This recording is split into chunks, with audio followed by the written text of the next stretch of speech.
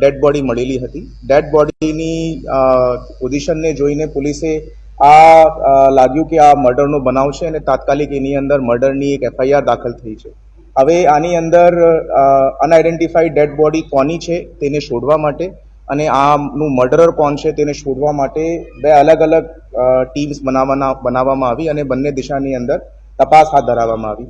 CCTV તપાસવામાં આવ્યા, CDR tower dump analysis પણ પોલીસ દ્વારા કરવામાં આવ્યું.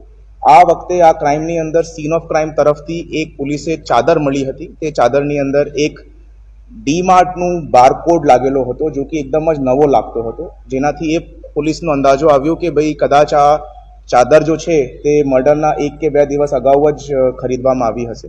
તે બંને એકબીજાના ટચમાં હતા અને આ જો અક્યુઝ છે એમને ગયા 15 દિવસથી સતત આ છોકરી સાથે ઝઘડો ચાલતો હતો.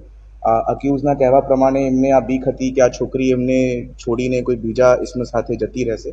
તે બાબતે એમના દ્વારા જો છે આ વિક્ટિમને આકોડિયા ગામની સીમની અંદર આડાઅવળું જગ્યા પર બોલાવવામાં આવે છે અને લેપટોપના ચાર્જરના વાયર જો છે એના લઈને એનું ગળો ઘોટવામાં આવે છે અને તાત્કાલિક એમની સ્થળ ઉપર જ મોત નિપજાવવામાં આવે છે.